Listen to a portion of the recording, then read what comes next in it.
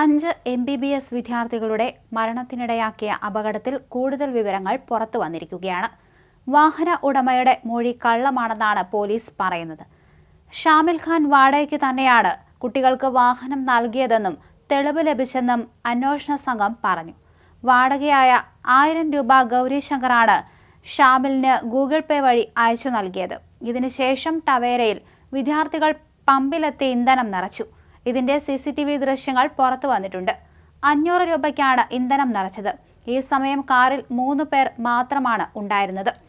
ഇതിനുശേഷം കാത്തുനിന്ന സുഹൃത്തുക്കളെ കയറ്റാനായി പോവുകയായിരുന്നു. വാഹനം ഓടിക്കുമ്പോൾ തകരാർ തോന്നുന്നതായി ഗൗരീശങ്കർ പറഞ്ഞിരുന്നുവെന്ന വിവരവും പുറത്തു വരുന്നുണ്ട്.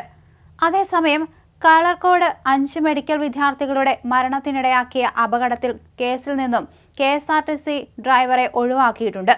KSRTC ഡ്രൈവറെ പ്രതിയാക്കിയത് വ്യാപക പ്രതിഷേധമുണ്ടാക്കിയിരുന്നു. ഈ ഒരു സാഹചര്യത്തിലാണ് പോലീസ് തിരുത്തൽ. കാറോടിച്ച വിദ്യാർത്ഥി ഗൗരീശങ്കറിനെ പ്രതിയാക്കുകയും ചെയ്തു പോലീസ്. 5 മെഡിക്കൽ വിദ്യാർത്ഥികളുടെ മരണത്തിനിടയാക്കിയ അപകടമുണ്ടായത് തൊട്ടു മുൻപിലെ വാഹനത്തെ മറികടക്കുന്നതിനിടയിലാണെന്ന് കാറോടിച്ച വിദ്യാർത്ഥിയുടെ മൊഴിയും പോലീസിന് കിട്ടിയിരുന്നു. മുൻപിലുണ്ടായിരുന്ന കാറിനെ വലതുവശം വഴി മറികടക്കുമ്പോൾ ഉദ്ദേശിച്ച വേഗം കിട്ടിയില്ല. ഈ സാഹചര്യമെല്ലാം വിശകലനം ചെയ്താണ് KSRTC ഡ്രൈവറെ പ്രതിസ്ഥാനത്ത് നിന്ന് മാറ്റിയത്.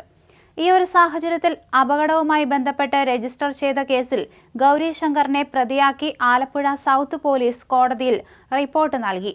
KSRTC ബസ് ഡ്രൈവറെ പ്രതിയാക്കി ആദ്യം രജിസ്റ്റർ ചെയ്ത FIR റദ്ദാക്കിയാണ് പുതിയ റിപ്പോർട്ട്.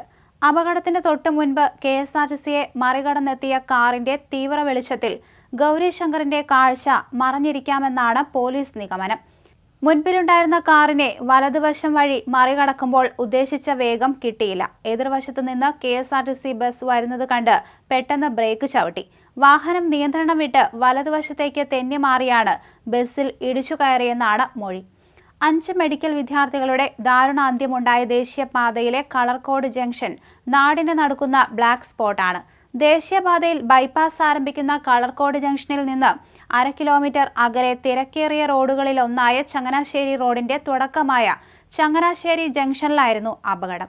പുതിയ അപകടമുണ്ടായി ദിവസങ്ങളായിട്ടും ദേശീയപാത വിഭാഗം സ്ഥലം പരിശോധിക്കാനോ റോഡ് സുരക്ഷിതമാക്കാനോ യാതൊരു നടപടിയും സ്വീകരിച്ചിട്ടില്ല.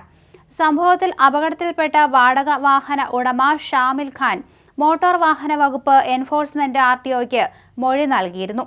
നോട്ടീസ് അയച്ചതിനെ തുടർന്ന് വാഹനത്തിന്റെ രേഖകളുമായി ഷാമിൽ ബുധനാഴ്ച ഹാജരായി. അപകടത്തിൽ മരിച്ച കണ്ണൂർ സ്വദേശി മുഹമ്മദ് അബ്ദുൾ ജബ്ബാറുമായുള്ള പരിചയത്തിന്റെ പേരിലാണ് വാഹനം സൗജന്യമായി വിട്ടു നൽകിയത് എന്ന മൊഴിയിൽ ഉറച്ചു നിൽക്കുകയാണ് ഷാമിൽ ഖാൻ. ഇതാണിപ്പോൾ കള്ളമാണെന്ന് തെളിഞ്ഞിരിക്കുന്നത്. ആലപ്പുഴ എൻഫോഴ്സ്മെന്റ് RTO ഉടൻ തന്നെ കോടതിക്ക് റിപ്പോർട്ട് കൈമാറും. ഷാമിൽ ഖാൻ നിയമവിരുദ്ധമായി വാഹനങ്ങൾ വാടകയ്ക്ക് നൽകുന്നതായി മോട്ടോർ വാഹന വകുപ്പിന് സൂചനയും ലഭിച്ചിട്ടുണ്ട്. ട്രാൻസ്പോർട്ട് കമ്മീഷണർ മുൻപാകെ മോട്ടോർ വാഹന വകുപ്പ് സമർപ്പിച്ച റിപ്പോർട്ടിൽ അപകടത്തിന്റെ പ്രധാന കാരണങ്ങളിൽ ഒന്ന് വാഹനത്തിന്റെ കാലപ്പഴക്കം തന്നെയായിരുന്നു.